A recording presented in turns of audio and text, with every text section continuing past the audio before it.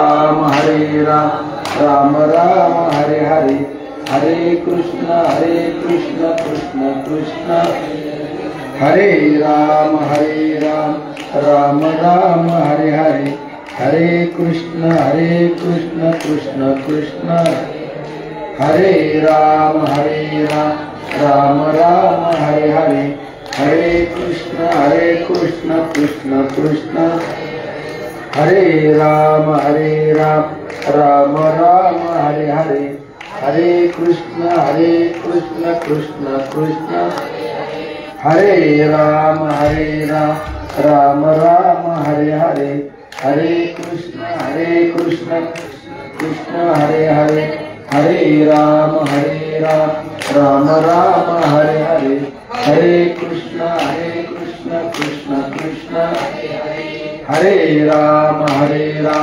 राम राम हरे हरे हरे कृष्ण कृष्ण कृष्ण हरे राम राम राम हरे हरे हरे कृष्ण कृष्ण कृष्ण हरे राम राम राम हरे हरे हरे कृष्ण कृष्ण कृष्ण हरे हरे हरे राम राम राम हरे हरे हरे कृष्ण कृष्ण कृष्ण हरे हरे हरे राम राम राम हरे हरे हरे कृष्ण कृष्ण कृष्ण हरे हरे हरे राम राम राम हरे हरे हरे कृष्ण कृष्ण कृष्ण हरे हरे पुंडलिकावर विठ्ठल श्री ज्ञानदेव तुकाराम पंढरीनाथ भगवान माऊली ज्ञानेश्वर महाराज जगद्गुरु तुकाराम महाराज की जय सब संतन की जय भगवान श्री राम भगवान की जय।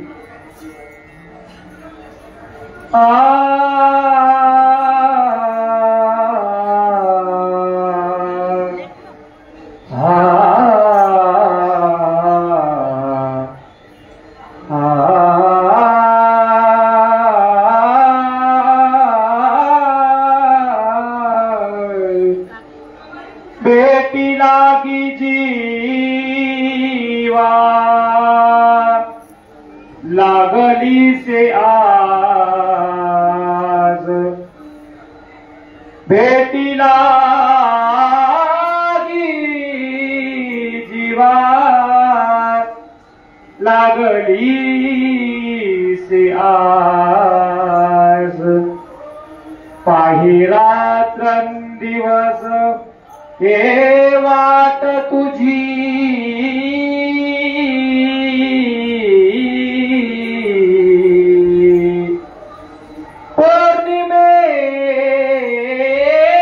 पौर्णिमेचा चंद्र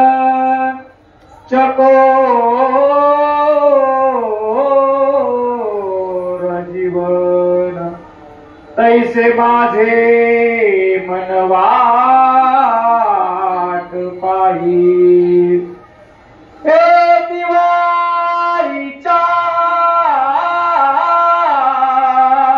मुळा गेले क्या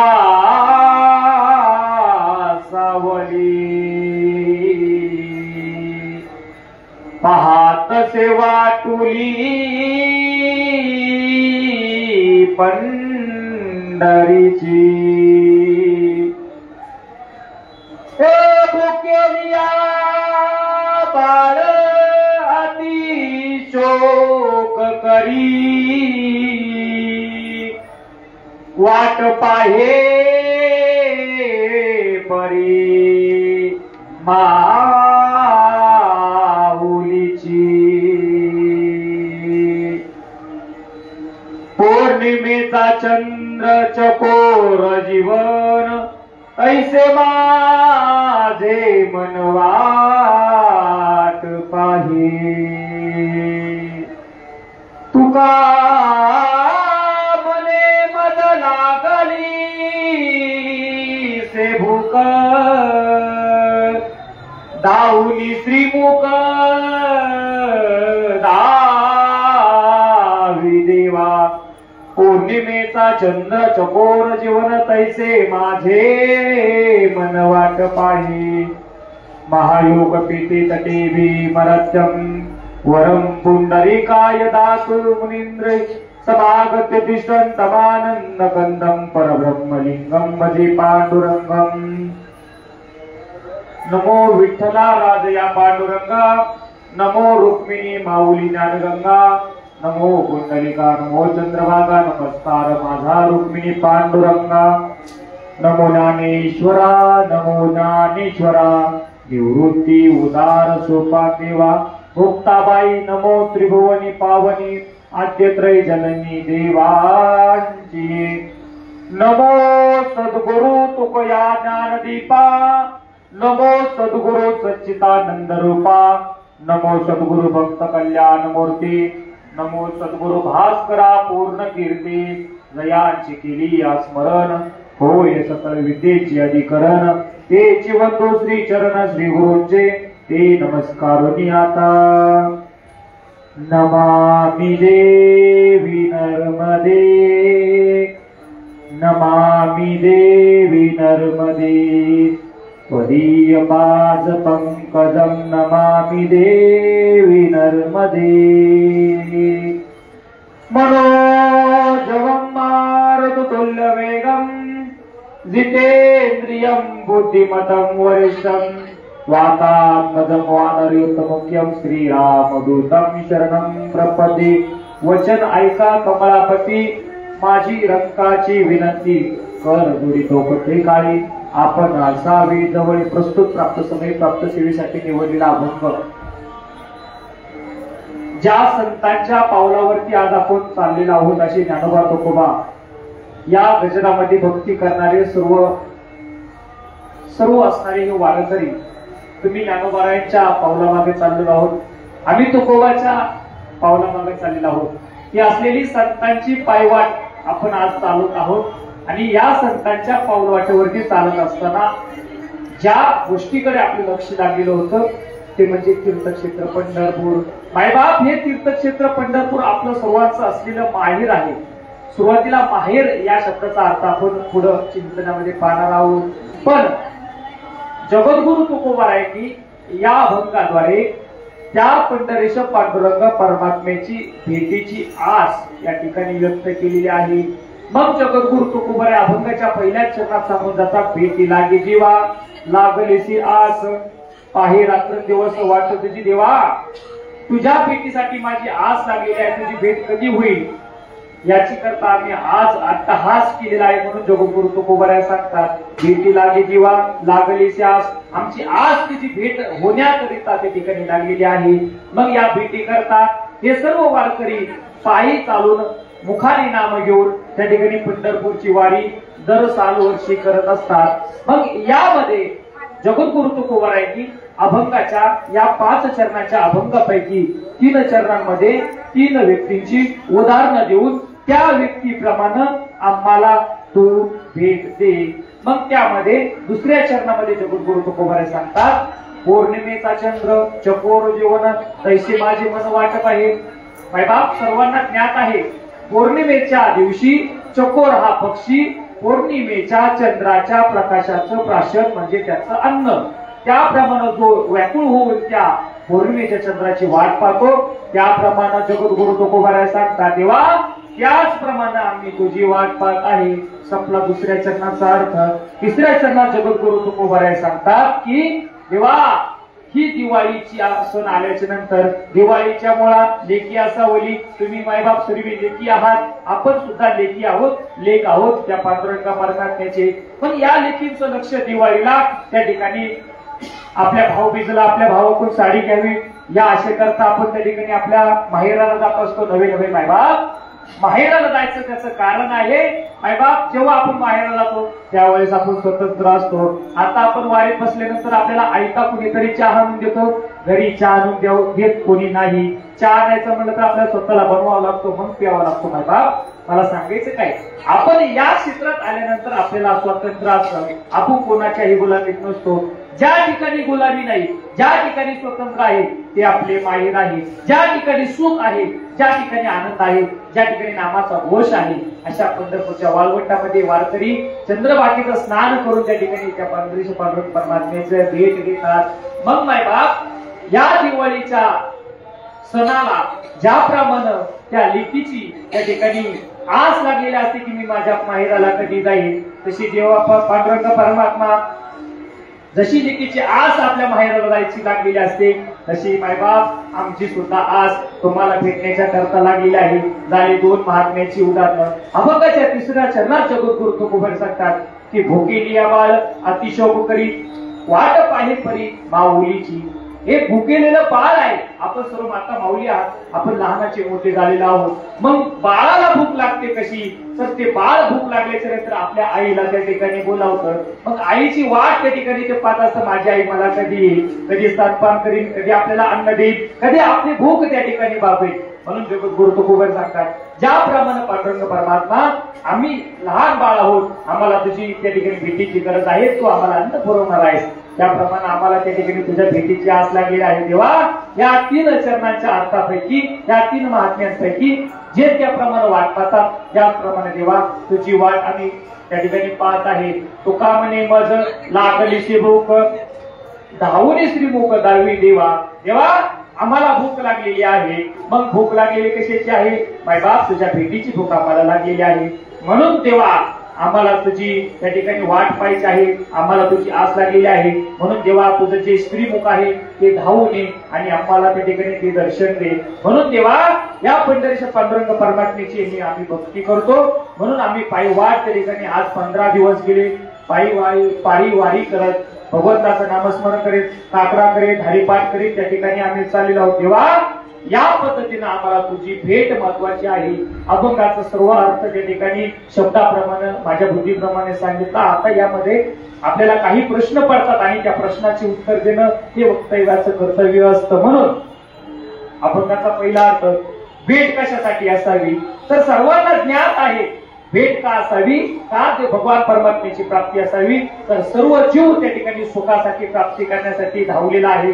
सर्व त्या ठिकाणी सर्व पिंपळगाव खडकीवरील सर्व लोक त्या ठिकाणी आपलं घरदार सोडून पंढरीच्या वाटेवरती आलेला आहे. 15 दिवस रामकृष्ण हरी रामकृष्ण हरी, तुझ्या सुनाचं काय झालंय, माझ्या सुनाचं काय झालंय हे न बोलता त्या ठिकाणी रामकृष्ण हरी नामाचा जप त्या ठिकाणी करत सर्व महिला मिस्त्री नवरात्र करतात या ठिकाणी आलेल्या आहेत. आपलं मुख पवित्र ठेवून हे पाय ह्या वाटेवरती या तीर्थक्षेत्रावरती चालल्याच्या नंतर हे पाय पवित्र होतात. म्हणून त्या ठिकाणी त्या पांडुरंगाच्या भेटीसाठी आलेला आहे. भेट का असावी, तर सुखाची प्राप्ती होण्याकरता भगवान परमात्म्याची प्राप्ती आहे. यामध्ये मी तुम्हाला शेवटचा भाग अतिशय वेगळा सांगून जाईल, तो तुम्हाला त्या ठिकाणी हितचिंतक असणार आहे. म्हणून ती भेट का असावी, सामान्य जीवाला त्या ठिकाणी भेटीची गरज असते. एखाद्याला वाटतं की मला एखादा धनवान व्यक्ती भेटावा, त्याच्याकडून मला काही गोष्टीचा लाभ असावा. पण साधू संतांना वाटतं, खऱ्या वारकऱ्याला वाटतं की त्या पांडुरंग परमात्म्याची भेट व्हावी. भेट झाल्याच्या नंतर त्याच्या चरणावरती आपण जर आपलं मस्तक ठेवलं तर भगवान परमात्म्याची असलेली अशी शक्ती आपल्यासाठी प्राप्त होण्याकरता ती महत्वाची असते. म्हणून ती ऊर्जा जी आहे ती आपल्या पायाच्या बोटामध्ये असते. म्हणून एखाद्या महात्म्याचं आपण पायाचं दर्शन का घेतो, त्याचं कारण आहे की त्या बोटाद्वारे ती ऊर्जा प्रवाहित होत असते आणि ती आपल्या प्रवेश माध्यम करत असते. म्हणून आपण पाया पडतो. आपण कधी विचार केलाय का आपण का पाया पडतो? बाकीची पडतात म्हणून आपण करतो, समोरचा करतोय म्हणून आपण करतोय, हाच विचार आजपर्यंत केलाय. पण कधीतरी बारीक विचार आपण जर केला तर ते आपल्याला समजतं. म्हणून आपण त्या ठिकाणी पाया पडतो. म्हणून देवा तुझ्या भेटीची गरज आहे. म्हणून देवा तुझे दर्शन आम्हाला दे. आणि ही भेट घडण्याकरता रात्रंदिवस देवा मी तुझी वाट पाहत आहे. मग 4 वाजता आम्ही त्या ठिकाणी काकडा सुरू करतो, 12 वाजायच्या आत संपतो, 3 वाजेपर्यंत आमचा काकडा चलत नाही. नियमाप्रमाणे आम्ही त्या ठिकाणी देवा तुझी सर्व भजनं त्या ठिकाणी आम्ही गातो. मग देवा याप्रमाणे आम्ही एवढे रात्रंदिवस कष्ट करतो. या कष्टाचं फळ देवा तुझी भेट आम्हाला करू दे. म्हणून ही सर्व काही चाललेली देवा आमची भक्ती आहे. यामध्ये जगद्गुरु तुकोबारांनी 3 उदाहरणं दिलेली आहेत. ज्याप्रमाणे आता आपल्याला खिचडी खायची भूक लागलेली आहे, तसे जगद्गुरु तुकोबाराय सांगतात देवा तुका म्हणे माझं लागलेची भूक दावणी श्रीमुख दावी देवा. तेव्हा आम्हाला खिचडीची भूक नको. सामान्य व्यक्तीला अन्नाची भूक असते, मात्र साधू आणि महात्म्याला जी भूक लागलेली असते ती भूक म्हणजे त्या ठिकाणी भगवान परमात्म्याच्या प्राप्तीची आहे. आता भगवान परमात्म्याची प्राप्तीची नेमकं काय? तुम्हाला वाटतं नुसतं देव देव देव. मग देव विशिष्ट प्रकारे कुठे आहे? देव चराचरात आहे. देव नटला नाना परी बरोनी ओरला चराचरी. माझी जनाई महाराज म्हणते देव हा सर्व चराचरात आहे, नाना रूपी नटलेला आहे. मग नाना रूपी नटलेला असेल तर तो मूर्तीमध्ये आहे. तो भगवान परमात्मा एखाद्या विशिष्ट व्यक्तीमध्ये आहे, ज्याने साधना केलेली आहे, ज्याने वर्म जाणून भक्ती केलेली आहे, त्यामध्ये त्या व्यक्तीमध्ये देवत्व प्राप्त होतो. म्हणून साधक व्यक्ती, संसारिक व्यक्ती साधना करतात. त्याचं कारण आहे स्वतः या शरीराला पवित्र होण्याकरता ती वाट चालतात, पाय पवित्र होतात. आज ज्यांचं फराळाचं अन्नदान आहे त्या व्यक्तीचे हात पवित्र होतात. म्हणून या वाटेवरती या वारकऱ्यांना, नामस्मरण करणाऱ्या सर्व व्यक्तींना, वारकऱ्यांना त्या ठिकाणी आपण अन्नदान करतो. त्यामुळे आपले हात पवित्र होतात म्हणून आपण अन्नदान केलं पाहिजे. आपण तीर्थयात्रेवर चाललं पाहिजे, आपले पाय पवित्र होतात. म्हणून याकरिता ही सर्व भक्ती त्या ठिकाणी सांगितलेली आहे. आता यामध्ये ज्याप्रमाणे चंद्र या पौर्णिमेलाच उगवतो, त्या पौर्णिमेमध्ये त्या प्रकाशाचं असलेलं जे किरण आहे ते फक्त चकोर पक्षी खातो, इतरत्र तो पक्षी काहीही सेवन करत नाही. म्हणून 15 दिवस त्याचं अन्न ते पुरवतो, तो स्वतः पुरवतो. म्हणून 15 दिवसाचं ते अन्न तो फक्त त्या पौर्णिमेच्या चंद्राचं प्रकाशाचं सेवन करतो. अभंग साधा सोपा आहे. अभंगावरती किती भरडपट्टी केली तरी तुम्हाला सर्वसाधारणपणे शब्दातून कळलेला आहे. ज्या ठिकाणी आपल्याला स्वातंत्र्य असतं असं आपलं माहेर, आपल्या बापाचं घर म्हणजे आपलं माहेर, आणि ह्याच ठिकाणी आपल्याला जे मागण ते त्या ठिकाणी मिळतं. स्वातंत्र्य असतं, 4 वाजता उठायला लागत नाही, 8 वाजता जरी उठलं तरी आपला बाप आपल्याला काय म्हणत नाही, आई आपल्याला शिवाय देत नाही, बाई तू कवरे तू आराम कर, आज तू माहेरात आहे. म्हणून याकरिता आता याही वाटेवरती आपल्याला स्वातंत्र्य आहे. म्हणून सर्वांना सुखाची प्राप्ती होण्याकरता माहेराची गरज आहे. म्हणून या माहेराला जगद्गुरु तुकोबाऱ्या सांगतात, या माहेराला आम्हाला जायचे. आणि या माहेराला जाण्याकरता त्या पांडुरंग परमात्म्याची देवत्व आम्हाला प्राप्त व्हावं, संतत्व प्राप्त व्हावं, याकरिता ही चाललेली भक्ती आहे. मायबाप बोललं तरी, किती बोललं तरी त्या ठिकाणी ते संतांची अक्षरं कमी पडतात, तिथपर्यंत आणि आपली पुरत नाही. एवढं संतांची अक्षर लिहिलेली आहेत तरी आपण त्या ठिकाणी, मला गवळणच नाही की अशी वेळेला आठवत नाही, आपण म्हणतो शेपत गवळण आहे तर ती म्हणतोच आपण. मग संतांची अक्षर एवढी दिव्य आहे. ब्रह्मरस घे काढा येणे वेळा वाढेल. एवढ्या ब्रह्म अक्षरामध्ये आपण मग शेपक का म्हणतो? आपल्याला फक्त आवडतंय म्हणून म्हणतो का?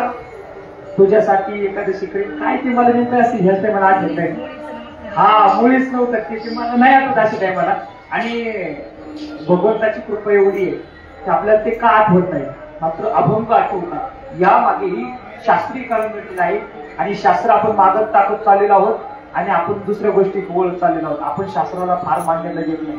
शास्त्र असं सांगतं ज्यावेळेस तुम्ही या गाडीवरती बसलेला आहात त्यावेळेस तुम्हाला एखादा अभंग, एखादा शब्द आठवला नाही. आता क्षेपक म्हणून आठवलं नाही, अभंग मला आठवणार आहे, पण त्यावेळेस तुम्ही अन्न खाल्लं असेल त्यातून तुम्हाला दोष लागतात. मग त्यामध्ये एखाद्या माता माऊलीनं जर रागाच्या भरात ते आपण तयार केलं तर ते दोष आपल्याला लागतो. हे महत्वाचं आहे, हे जाणत नाही आपण त्याकडे पाहतो, आपण म्हणतो त्याला काय होते, पण त्याला काय होते हे सगळं घडतंय, या सर्व अडचणी येतात, आपल्याला पितृदोष लागतात. आपण आपल्या आई वडिलांचं गेल्याच्या नंतर वर्ष श्राद्ध महत्वाचं असतं आणि तिथून पुढे त्यांच्या जीवाला मुक्ती मिळते म्हणून ते वर्ष श्राद्ध करतो. पण आपण बरेच लोक ते करत नाही, फक्त 5 व्यक्ती त्या ठिकाणी जेवतो, पण त्या ठिकाणी ते वर्ष श्राद्ध, ते नामस्मरण, त्या भगवंताचं नामस्मरण त्या व्यक्तीच्या द्वारे केलं पाहिजे, तिथून मुक्ती मिळते. नाही तर 52 प्रकारचे दोष आपल्याला त्या ठिकाणी लागतात. यामध्ये ती सांगण्यासारख्या खूप गोष्टी जेणेकरून आपल्या मुलाचं लग्न वेळेवर होत नाही, आपल्या घरावरती आपली जी संतन आहे ती लुळी पांगळी जन्माला येते, अशा अनेक प्रकार आहेत त्या ठिकाणी, ते पितृदोष आहेत. म्हणून ते सुद्धा आपल्या जीवनात आपण केलंच पाहिजे, ते महत्वाचं आहे. महत्वाचा विषय साधना करत असताना आज आपण जी पंढरपूरची वारी आहे ती लोकांताची साधना आहे. आम्ही जी परिक्रमा केली ती एकांताची साधना आहे. आता सगळ्यात महत्वाचं, आपण कीर्तनकार आहात, सगळ्यात महत्वाचं तुम्ही जाणणारे आहात. आपण केलेली साधना आपल्या मुखाद्वारे आपण मानू नये, बोलू नये, सांगू नये, नाहीतर त्याचं फळ आपल्याला लागत नाही. यामध्ये अपवादात्मक आहे. जो व्यक्ती या गादीवरून ते सांगतो त्याचं मागचं कारण, महान व्यक्ती तुकाराम महाराज जीवूरकर महान व्यक्ती आहे, कीर्तन करतायत, बाबांचं वय आहे, पण बाबांच्या मुखातून ऐकलेली वाणी आहे. बाबांनी सांगितलं आपण जे पुण्य केले, उदाहरणार्थ आम्ही नर्मदा परिक्रमा केली, मग मी नर्मदा परिक्रमा केली, नर्मदा परिक्रमा केली, नर्मदा परिक्रमा केली असं सांगत होतायचं का? माझ्या साधनेला त्या ठिकाणी किंमत राहणार नाही, म्हणून त्या ठिकाणी मी तशी सांगतच नाही. पण माझ्या स्टेटसद्वारे सर्वांनी पाहिले, याच्या मागचं कारण त्या बाबांनी सांगितलं, तेव्हा मी सांगतो, नक्की ऐका. मी 15 वर्ष वारी केली हे सुद्धा बोलू नये, फक्त वारी करतोय एवढं फक्त उद्गार काढले तरी हरकत नाही. पण का आपण बोलतो याचं कारण ऐकलं का कधी? तर त्याचं कारण असं आहे की एखाद्या व्यक्तीच्या भक्तीला बळ मिळावं याकरिता आपण ते सांगावं. तो अधिकार विशिष्टच व्यक्तींना दिला जातो, जो या गादीद्वारे इतर लोकांना तो अधिकार पुरवतो, ते वचन पुरवतो किंवा ते व्यक्तींना ते सांगतो, अशाच व्यक्तीला तो अधिकार आहे. मात्र ते आपल्या मुखातून करू नये. मी अन्नदान पंढरपूरला केलं हा मुखातून आपण शब्द काढू नये. जे ताण असावं ते गुपित असावं, म्हणून त्या ठिकाणी आपण ही भक्ती करत असताना नर्मदा परिक्रमा जी आहे ती एकांताची साधना आहे. मग एकांताची साधना म्हणजे आता काय होते बाबा, आपल्या लोकांना 4 लोकांशिवाय करमत नाही. जरी मन चालायचं म्हणलं तरी चालू माझ्या सगळं, का तर तुम्हाला बोलायला पाहिजे. आपल्याकडे मौन या शब्दाची फार कमतरता आहे. आणि जेव्हा एखादा साधक मौन बाळगतो त्यावेळेस तो काहीतरी चिंतन करत असतो. आणि नर्मदा परिक्रमेमध्ये मौन बाळगणाऱ्याला फार किंमत आहे, त्याला साधू संत त्या ठिकाणी मानतात. त्यामुळे जेवढं मौन याही वारीमध्ये, जेवढं मौन 4 व्यक्तीच्या राहून करील, जेवढं गप्प राहील थोडं शांत राहील तेवढं चांगलं. पण आपलं याला चिमटा घे, त्याला वाकडं बघ, त्याची टिंगल लावायची कर, तू वाकडाच घात लावला, तू टोपीच घातली नाही. ज्या अशा ज्या गोष्टी आहेत, अजून बऱ्याच गोष्टी आहेत. आपण 4 व्यक्ती भेटायच्या नंतर, आता मी सामान्य व्यक्ती शक्यतो बसलो तरी मला जास्त गप्पा आवडत नाही, मी ऐकत पण नाही.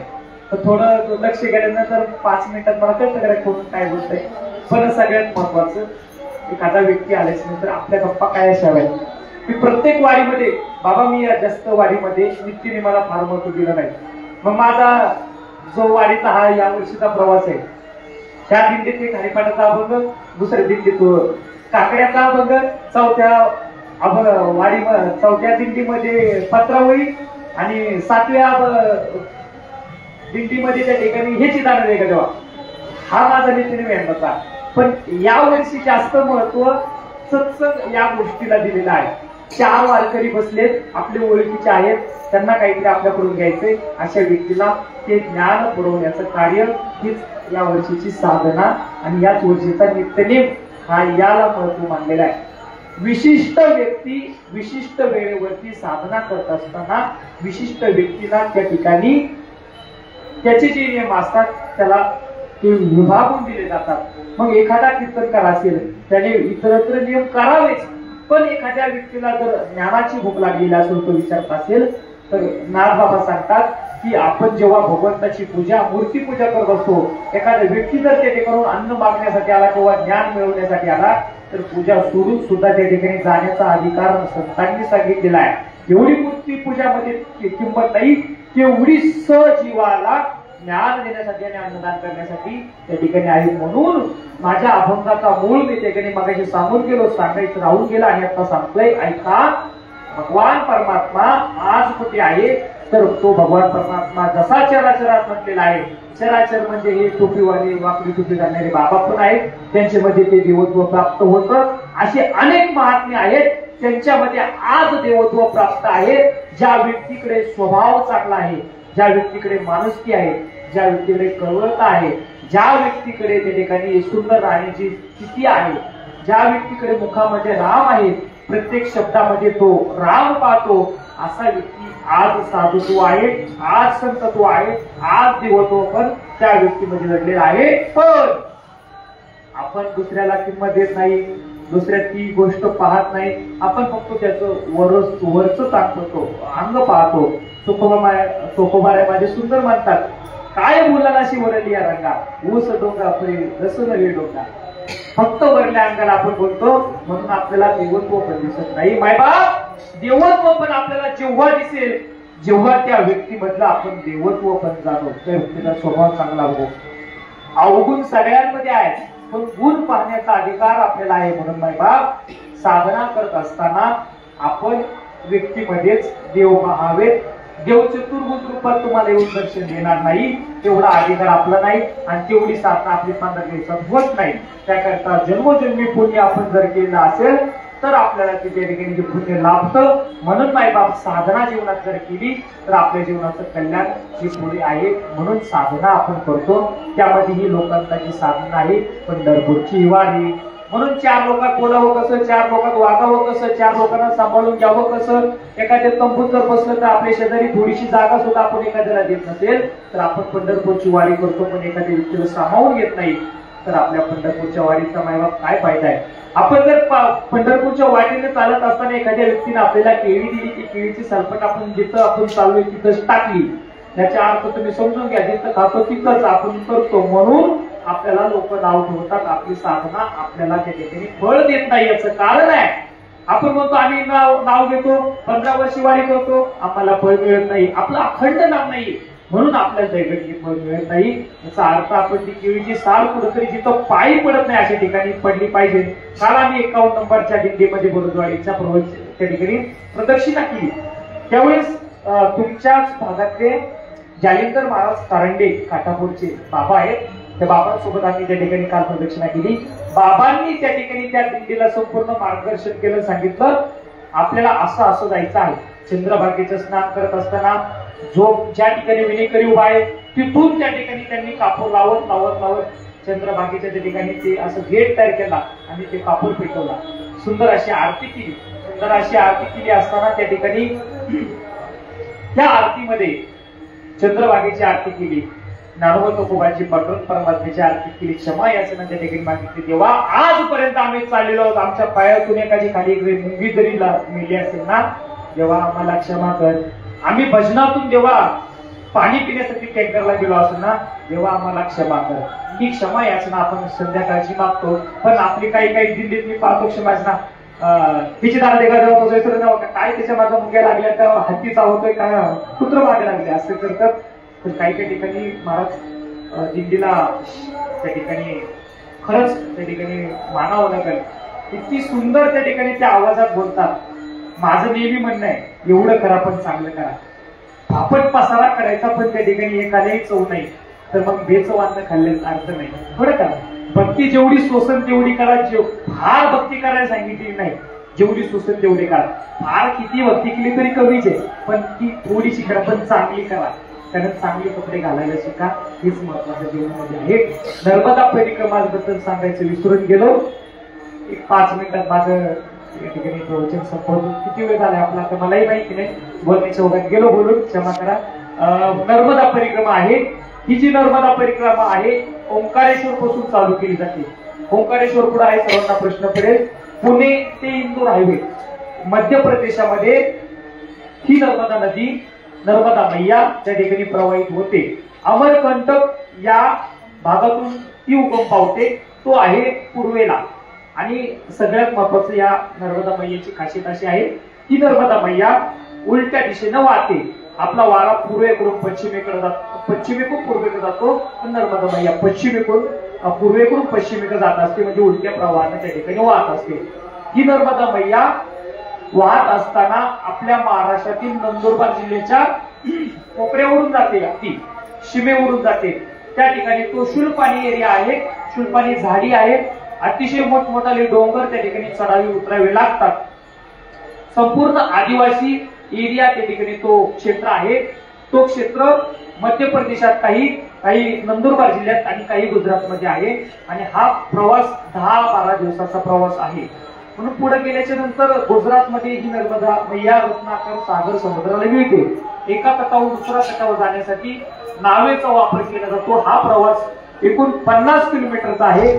4 ते 5 तास त्या नावेद्वारे लागतात आणि त्या नावेद्वारे 50 किलोमीटर गेल्याच्या नंतर आपण पुन्हा उत्तर तटावरती प्रवेश करतो. उत्तर तट हा गुजरात ते अमरकंटक पर्यंत आपल्याला कोणत्याही नर्मदा मैयाचं पात्र ओलांडायचं नाही. ह्या कोपऱ्यावरून त्या कोपऱ्यावर जायचं नाही. जेवढे संगम आहेत तेवढेच पार करत करत आपल्याला तो प्रवास करायचा आहे. उत्तर तट आणि दक्षिण तट म्हणजे नदीचा पाड्याला भाग, नदीचा आड्याला भाग, तुमच्या भाषेत सांगतो खुर्द आणि बुद्रुक म्हणजे त्या पाड्याला ह्या पलीकडलं, त्या पलीकडलं म्हणजे ओंकारेश्वर पासून आपण गेलो, गुजरातमध्ये मिळलो, समुद्र पार केला, इथून निघलो, अमरकंटकला आलो. हा झाला उत्तर तट संपूर्ण. उत्तर तट जो आहे त्या भूमीला देवभूमी मानलं जातं. म्हणजे या ठिकाणी सर्व देवांनी तपश्चर्या केलेली आहे. दक्षिण तट जो आहे तो अमरकंटक पासून ओंकारेश्वर पासून गुजरात असा असलेला एक तट आहे. ओंकारेश्वर मध्यांकामध्ये आहे. इथून प्रवास सुरू केला, असं गेलो, फिरून आलो, परत ओंकारेश्वरला आलो. इथं जे जल आहे हे जल आहे. अशा बाटलीत आपण कधी जल घेतो. हे नर्मदा मैया साक्षात आपण मानतो. आपल्याला कधी जर दर्शन झालं नाही तर या बाटलीचं आपण त्या ठिकाणी दर्शन घ्यायचंय आणि तीच पूजा सकाळ संध्याकाळ आपल्याला अशा पद्धतीने मांडली अशी करावी लागते. प्रत्येक साधकाला ती बंधनकारक आहे. सकाळ संध्याकाळ आपण जी वस्त्र आहेत दिवसभर चाललेली ती बदलायची, दुसरी स्वच्छ वस्त्र घालायची आणि मग पूजा करायची. सकाळ संध्याकाळ हा नियम पाळायचा आहे. सगळ्यात महत्वाचं, दिवस उगवायच्या आधी चालायचं नाही. दिवस उगवायच्या आतमध्ये स्नान करायचे. दिवस जायच्या आधी आपला प्रवास बंद करायचा आहे. दिवस जायच्या आधी आपला प्रवास बंद करत असताना सूर्य जायच्या आधी आपण स्नान नर्मदा मैयामध्ये करायचे. त्याच्या अगोदर करायचं नाही. सगळ्यात महत्वाचं, ही पूजा करत असताना आपल्याला ज्या पद्धतीने पूजा करायची आहे त्या पद्धतीने काही ब्राह्मण व्यक्तीकडून आपण ती पूजा जाणून घ्यायची आणि मग करायची. पाण्यामध्ये प्रवेश करत असताना आपण आजही चंद्रभागेमध्ये आणि नर्मदा नदीमध्ये पाण्याची गुळणी त्या पाण्यात फेकायची नाही. त्यावरती पर्याय आहे, शक्यतो गुळणी करूच नाही हा नियम त्या ठिकाणी आहे. नाहीतर आपल्या आईवरती कुठल्याचा दोष आपल्या त्या ठिकाणी लागतो. आपण 3 तत्वांना आपला आई मानलेला आहे. त्यामध्ये पृथ्वी माता आहे, त्यामध्ये जल माता आहे आणि त्यामध्ये गोमाता आहे. म्हणून हे नियम आपल्याला आपल्या आयुष्यात पाळायचे. हेच नियम आपल्याला त्या ठिकाणी साधनाद्वारे आपल्या फलप्राप्तीकडे नेतात. म्हणून ही नर्मदा परिक्रमा आपण पायी करतो, गाडीने करतो, बसने करतो, सायकलिंग करतो, टू व्हीलरने करतो. नर्मदा परिक्रमा करायला फार महत्व आहे. मग तुम्ही गाडीने करा, पायीने करा, सायकलीने करा, टू व्हीलरने करा, कशी करा आपल्या मनावरती. पण शक्यतो पायी केली तर ती उत्तम आहे. त्यामध्ये तुम्हाला जसा वेळ मिळेल तशी परिक्रमा करा. मग त्यामध्ये तुम्ही किती चालताय यावरती अवलंबून आहे. आता माझा प्रवास कमीत कमी 25 जास्त 45-50 किलोमीटर दिवसाचा प्रवास होता. आता कीर्तनकार असल्यामुळं एखाद्या गोष्टीकडे पाहिल्याच्या नंतर काही सेकंदात ती गोष्टीतलं फल सिद्धी होते. उदाहरणार्थ एखाद्या भगवंताच्या चेहऱ्याकडे पाहिल्याच्या नंतर त्या देवाचं लगच देवत्व प्राप्त होतो. त्यामुळे जास्त वेळ तिथे थांबायची गरज लागत नव्हती. एवढी साधना पटकन घेता येते. काही व्यक्तीकडे ती साधना असते. म्हणून थोडीशी परिक्रमा आम्ही जलद केली. आमचा सप्ताह असतो बीज चालायच्या नंतर तिथून पुढे मोकळा वेळ असतो आणि अशी दिवाळी महत्वाची 8 वर्ष वारी करतो. म्हणून ती महत्वाचं आहे. म्हणून 2 ज्या परिक्रमा आहेत त्या फार फास्ट केल्या. पहिली 70 दिवसाची झाली, दुसरी 78 दिवसाची झाली, एक 2025 मध्ये 2024 मध्ये झाली आणि 2025 मध्ये झाली. अशा 2 सलग परिक्रमा त्या ठिकाणी होऊन गेला. ही 3600 किलोमीटर टोटल बाईक प्रवास आहे. यामध्ये जशी जमन तशी नर्मदा मैयाला प्रार्थना केली, मैया जर मला चुकून काही झालं तर मला त्या ठिकाणी पायी चालता येणार नाही, त्यावेळेस मला गाडीचा वापर करावा लागेल. म्हणून कारण माहीत नाही आणि अचानक असा संकल्प उचलून सोपी गोष्ट नाही. हा फार खर्च प्रवास आहे. यामध्ये आपल्याला वन्य प्राणी त्या ठिकाणी मिळतात. त्यामध्ये बिबट्या असेल, साप असेल, आजगर असतील, असे अनेक प्राणी त्या ठिकाणी, बैल काय काय असतात धावलेले असतात, अशा म्हशी असतात. म्हशी पाहिजे कंटाळ उड्या मारतात आपल्या पुढं, भीती वाटते काही गोष्टींना. पण साधना जर आपली भक्ती असेल, वर्मधारानं जर भक्ती केली असेल तर ज्याप्रमाणे आज वारीचा इतिहास आहे, एखाद्या वारकऱ्याला विण सुद्धा दंत सुद्धा झालं नाही, त्याप्रमाणे आपल्या शरीराची काळजी ही भगवती मैया घेत असते. म्हणून आपण ही साधना करत असताना आपल्या जीवनामध्ये लक्षात घ्या, एकांताची साधना आहे. 4 लोक अजिबात घेऊन जाऊ नका. ही मला सगळ्यात महत्वाचं आहे. नाही तर तुझ्याशिवाय मला करत नाही, चल माझ्या संग मार तिकडे गप्पा, तिकडं सगळं ते तसंच होऊ दे. या व्यक्तीमध्ये सुद्धा अशा व्यक्तींना सुद्धा त्या ठिकाणी ती नर्मद मैया शिक्षा देते. म्हणून करत असताना शक्यतो वर्म जाणून भक्ती करा, नाहीतर नाही भक्ती केली तरी हरकत नाही, पण वर्म जाणून करा. वर्म म्हणजे काय तर उद्देश जाणून करा. भक्ती मागचा उद्देश नेमका काय तर त्याचे काही नियम असतात ते पाळा आणि आपल्या आयुष्याचं कल्याण करा. अशी असणारी ही नर्मदा परिक्रमा 4 महिने बंद असते. त्यामध्ये आषाढी वारी, आषाढी एकादशी ते कार्तिक एकादशी या 4 महिन्यामध्ये कुठल्याही तीर्थाचं स्नान करण्यासाठी आपल्याला परवानगी नाही. म्हणून 4 महिने आपण ती परिक्रमा करत नाही. दसरा झाल्याच्या नंतर, दिवाळी झाल्याच्या नंतर आपली लोक आपला बाजा बोस दिसताना घेऊन त्या ठिकाणी परिक्रमेला जातात. याच्यामध्ये आपल्याला जेवढं आवश्यक असेल तेवढंच साहित्य आपल्यासोबत ठेवा. जे आपल्याला साहित्य घ्यायचे त्या सगळं आपल्या पाठीवरती असणारे. माझं दोन्ही परिक्रमेमध्ये पहिल्यांदा 8 किलो वजन माझ्या पाठीवरती होतं. निम्मी परिक्रमा संपल्याच्या नंतर असं वाटलं आता वजन कमी करावं, म्हणून 4-4.5 किलो मागच्या परिक्रमेला आणि याही परिक्रमेला वजन ठेवलं, त्या पलीकडे ठेवलेलं नाही. म्हणून जेवढं वजन कमी ठेवल तेवढंच आपल्याकडे महत्वाचं आहे. थंडीला शक्यतो जास्त साहित्य आपल्याला लागतं म्हणून. पण आता 90% आश्रमात त्यांनी सुविधा केलेल्या आहेत, झोपायला गादे केलेले आहेत, आपल्याला पांघरायला त्या ठिकाणी ते ब्लँकेट वगैरे त्या ठिकाणी ते देतात. अशा ठिकाणी आश्रम आहेत. शक्यतो आश्रमात गेल्याच्या नंतर मौनच बाळगा, जास्त बडबड करू नका, नाही तर आम्ही खडकी पिंपळगावला आमचा बैलगाडा आमचं यावं आमचं त्यावं त्या साधूंना त्याची काही गरज नसते ऐकण्याची. त्यांनी सर्वस्व त्याग केलेलं असतं, ते फक्त भगवंताची भक्ती करत असतात. म्हणून नाही बाब शक्यतो नियम पाळा. आणि शेवटचा शब्द सांगेल, महाराष्ट्राचं नाव खराब होणार नाही अशी त्या ठिकाणी खबरदारी बाळगा. कारण बऱ्याच वेळेस आम्ही सुद्धा साधना करत होतो, आम्हाला महाराष्ट्राचं नाव सांगायचं म्हटलं तर ती व्यक्ती लवकर समजून जातात की महाराष्ट्र म्हटल्यावरती हा कमीत कमी नियम पाळणारा, मग याला सगळं चालतं, हा म्हणतो त्याला काय होते, पण आपण काहीच नियम पाळत नाही. मग त्यामुळे आपल्याला म्हणतात की महाराष्ट्रातले आये चले भागे भागे भागे राम आपल्याला त्या ठिकाणी म्हणतात. म्हणून त्या ठिकाणी त्यांना मायबाप सांगितलं आमची कामं करून आम्ही आमचं साधना करत असतो, आम्हाला खूप उद्योग असतात, त्यामुळं आमची लोक पळतात. त्याचं कारण आहे वारी करतात, त्यांना चालायची सवय लागलेली असते. एका जागेवर मला सुद्धा दम निघत नाही, 5 मिनिटं बसले तरी मी जास्त दिंडीमध्ये सुद्धा 5 मिनिटाच्या वर थांबत नाही. आपल्या व्यक्तींना साधनेची गरज लागली, हवस लागली असते. म्हणून मायबाप जीवनात साधना करा, साधनेला फार महत्व आहे. सगळ्यात शेवटचं महत्व अख्ख्या संपूर्ण प्रवचनाचा शब्द एकच घेऊन जा. सर्व प्रवचन केले ते घेऊन जा, म्हणजे ते काय मला तुम्हाला फक्त तुमचं मनोरंजन करायचं नाही, तर तुमच्या आयुष्याचं कल्याण व्हावं. तुम्ही आज खडकी पिंपळगाव गाव सोडून या ठिकाणी आलेला तर तुमच्या आयुष्याचं काहीतरी कल्याण व्हावं. कारण काय होतं, मी नेहमी सांगतो, 10व्याचं प्रवचन असेल किंवा राधाचं कीर्तन असेल किंवा अखंड हरिनाम शब्दाचं कीर्तन असेल, एखाद्या विशिष्ट व्यक्तीला फक्त 2 तासच वैराग्य प्राप्त होतं. इथून गेल्याच्या नंतर लगेच त्याचे बाकीचे उद्योग चालू होतात, आचरण करत नाही. म्हणून आजपर्यंत आपण जे ज्ञान ऐकलंय ते आचरण होण्याकरता आपण आपला प्रयत्न ठेवा.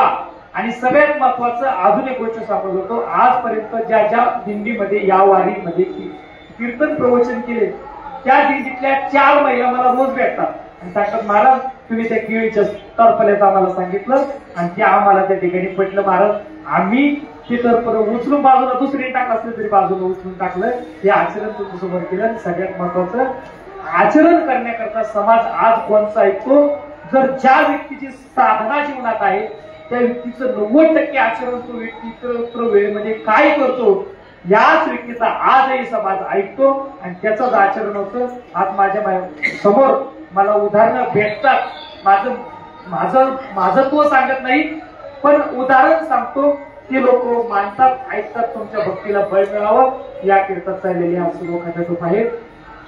पुनश्च जोरानं सांगेल की आचरण मायबाप ठेवा. आमच्या आजोबांची असलेली ही परंपरा पुढे चालवण्याचा प्रयत्न तुम्हा सर्व मायबापांच्या कृपेमुळे करतो. शेवट करतो, आपुल्या बळे नाही मी बोलत सखा कृपावंत वाचाल्याची, साळुंकी मंजुळ बोलत सेवानी शिकवित धनी वेगळाची, काय त्या पापरे बोलवली उत्तरे परी त्या विश्वपरे बोलविले, तुका म्हणे कोण जाणे त्याची कळा, वागवी पांगळा पायावी न देवा. या जीवनामध्ये जर भक्ती नसेल तर पांगळ्याला त्याच्या पायाचा अर्थ द्यायला कळतो. बोलत आहे ती तुझ्या कृपेमुळे बोलत आहे.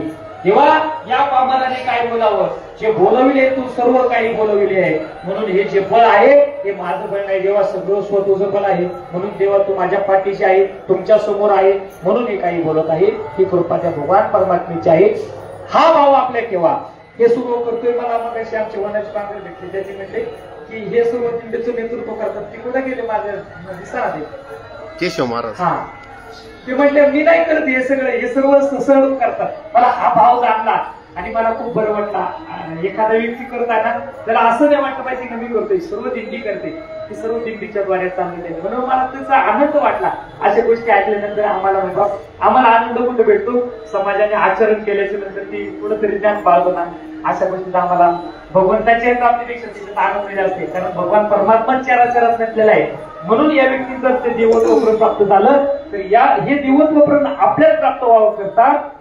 आज ही कीर्तन आपण प्रवचन करतो, म्हणून आपल्याला जांभळ्या येतात. त्याचं कारण आहे आपल्या मागे दोष लागलेला असतात की आपल्याला 5 मिनिटं एखादा ग्रंथ घेतला तर वाचण्यासाठी आपल्याला नको नको वाटतं, त्याचा सुद्धा आपले दोष आहेत. म्हणून जीवनात मायबाप दोष मुक्त होण्याकरता साधना जीवनात महत्वाची आहे, नामस्मरण महत्वाचं आहे, ते अखंड असलं पाहिजे. फक्त तेवढ्या पुरतं करायचं नाही, अखंड स्वरूपात कसं करता येईल. मग भाकरी करताना राम राम कृष्णारी करा, त्याचं म्हणजे मला खायला दिलं नाही का असं करायचं नाही, नाहीतर ते दोष लागतात आणि ते संपूर्ण पिढी करते. म्हणून प्रसादात्मक आज आपण आचारी बनवतात, याचं कारण आहे हा चाललेला आवाज त्या महाप्रसादाला लागतो. आपण वदनी कवळ घेतो हरे राम म्हणताना आपल्याला तरी त्या देवा प्रसादामध्ये देवत्व पण प्राप्त होतं. म्हणून आपण प्रसाद ग्रहण करताना भगवंताच्या वाटेवर चालत असताना आज आपल्याला देवत्व ग्रहण प्राप्त होणार आहे. म्हणून या वारीच्या वाटेवर मायबाप आपला मित्र उचित सेवा करत असतो. म्हणून असा लाभ घ्या आणि ब्रह्मरस घ्या. मायबाप भरपूर बोललो आणि बोलल्याच्या नंतर काही एखादा वाक्याचा काही शब्द केला असेल तर बुद्धीची दोष जे दिले ते सर्व पाठी जे उभे आहेत त्यांनी दिलेलं आहे. वारी माझा गुरु थोडं बोलताना माझ्या वाटेला ठिकाणी पूर्ण विराम देतो. आता विश्वात्मके देवे येणे वाग्य तोषावे, तोषोने मग द्यावे पसायदाने. जे कळांची वेगळी सांडो तया सत्य राखी वाढो, होता फरक पडे पडो मैत्र जीवांचे दुरितांचे तिकीर जाओ, विश्व सोनर्म सूर्य खाओ, तो देवांची तो किलावो प्राणीदार. वर्ष सका मंडळी विश्वमित्रांची मांडी आली, अनुभव मंडळी दया होता. कलाकल्प करून चार चेतना चिंतामणीचे गाव, बोलते जाणवो पुरुषांचे चंद्रमेच्या लांछन आत्मदयता पैन. एक सज्जन सोयरी होतो किंबहुना सर्व सुखी पूर्ण होती लोकी. भजितो आणि कृष्णी अखंडित आणि व्रत भजिले विशेष लोकी. दुष्टा दृष्टी वाढती एकमने विशेष राहो, आओ दान बसाओ. येणे वर ज्ञान देव ज्ञान देव येणे वर ज्ञान देव. पुंडलिकाव जाळी ढोल श्री साक्षी तुकाराम पंढरीनाथ भगवान माऊली ज्ञानेश्वर महाराज जगद्गुरु तुकाराम महाराज. जय श्रीराम. नर्मदे हार. नर्मदे हार.